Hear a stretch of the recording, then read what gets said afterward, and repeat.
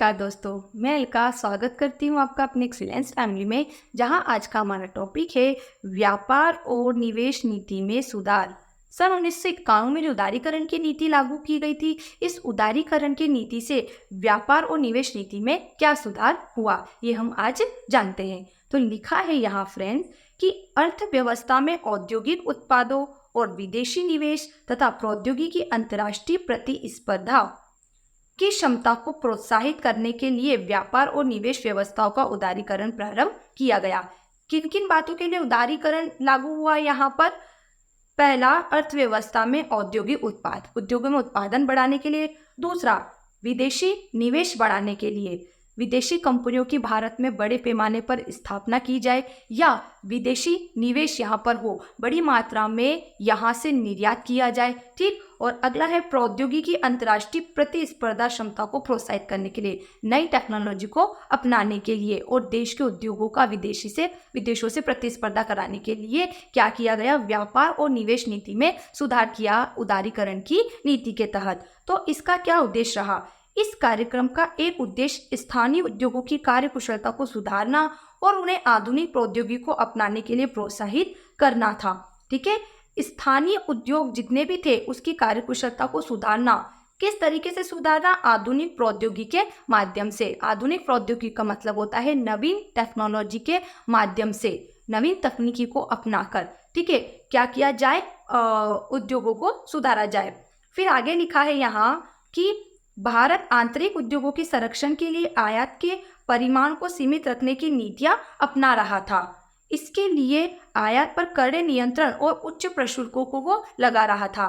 क्या कह रहा है हमें ये कि आंतरिक उद्योगों के संरक्षण के लिए आयात के परिमाण को सीमित कर रहा था, आंतरिक उद्योगों को संरक्षण देने के लिए। इसका मतलब होता है कि देश क्या कर रहा था कि जिस वस्तु का हमारे देश में आयात हो रहा था, ठीक है, उस वस्तु का वह खुद ही क्या करने लगा था? निर्माण करने लगा था। ठीक है, और उस वस्तु को विदेशों से भारत में मंगाने के लिए या भारत में आयात कराने के लिए बड़े पैमाने पर शुल्क लगा रहा था, जिसे हम टैरिफ भी कहते हैं। कहने का मतलब है, एक एग्जाम्पल से समझते हैं।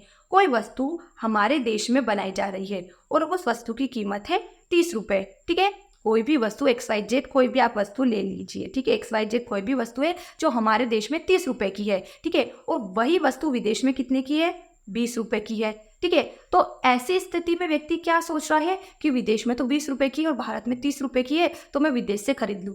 तो ऐसे उसकी सोच को बदलने के लिए देश की सरकार क्या कर रही थी कि इस विदेशी वस्तु को देश की सीमा के अंदर प्रवेश देने के लिए इस पर बड़ी मात्रा में टैरिफ, जिसे प्रशुल्क भी कहा जाता है, लगा देती थी। तो यह वस्तु हमारे देश में आने पर 35 या 40 रुपए की हो जाती थी। तो ऐसी कंडीशन में अब 30 रुपए की तुलना में 35 या 40 रुपए ज़्यादा है, तो क्या किया जा रहा था? वस्तु का आयात नहीं हो रहा था।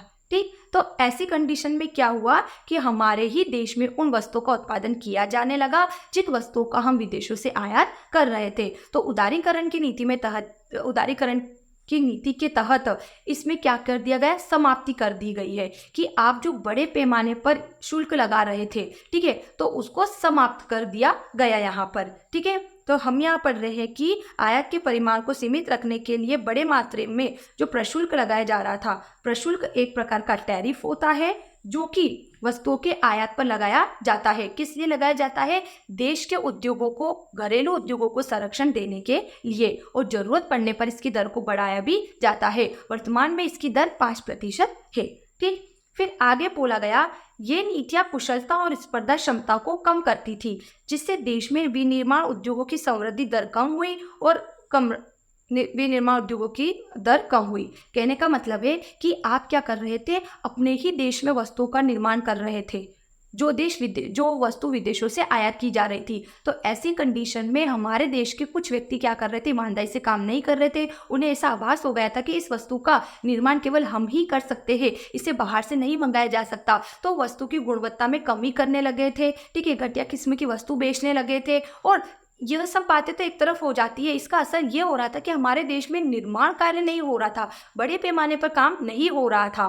ठीक है, जिससे कुशलता और प्रतिस्पर्धा की दर में भी कमी हो रही थी। हम प्रतिस्पर्धा किससे करें?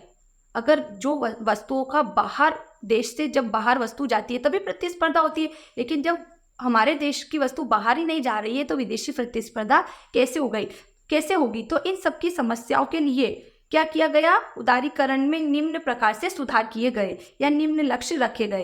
पहला लक्ष्य रखा गया कि आयात और निर्यात पर परिमाणात्मक प्रतिबंधों की समाप्ति कर दी जाए, वही कोटा प्रशुल्क को समाप्त कर दिया जाए। प्रशुल्क को हम टैरिफ भी कहते हैं, मैंने पहले भी बताया है कि देशी उद्योगों को, देश के घरेलू उद्योगों को संरक्षण देने के लिए टैरिफ लगाया जाता है। ठीक है, कोटा का मतलब होता है कि आयात और निर्यात को सीमित रखना, कितना आयात करना है कितना निर्यात करना, इस बात का निर्धारण कोटा के अंदर होता था। ये भी एक प्रकार का टैक्स था।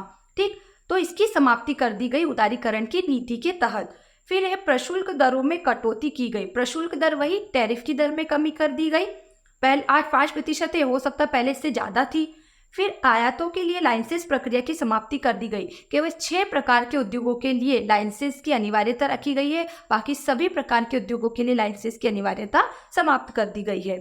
ठीक है, हानिकारक और पर्यावरण संबंधी उद्योगों के उत्पाद को छोड़कर अन्य सभी वस्तुओं पर से आयात लाइसेंस व्यवस्था समाप्त कर दी गई, जैसे अल्कोहल, सिगरेट, ड्रग्स, फार्मास्यूटिकल, खतरनाक उपकरण, कृषि उपकरण, इन 6 प्रकार के उद्योगों को छोड़कर सभी प्रकार के उद्योगों के लिए लाइसेंस की अनिवार्यता समाप्त कर दी गई। फिर बोला कि अप्रैल 2001 से कृषि पदार्थों और औद्योगिक उपभोक्ता पदार्थ के आयात पर भी मात्रात्मक प्रतिबंधों से मुक्ति कर दी गई। मात्रात्मक प्रतिबंधन का मतलब होता है कि आयात निर्यात की जाने वाली वस्तुओं की मात्रा पर जो प्रतिबंध था उसे कम कर दिया गया या मुक्त कर दिया गया। भारतीय वस्तु का अंतर्राष्ट्रीय बाजार में स्पर्धा शक्ति बढ़ाने के लिए निर्यात शुल्क से भी उसे मुक्त कर दिया गया।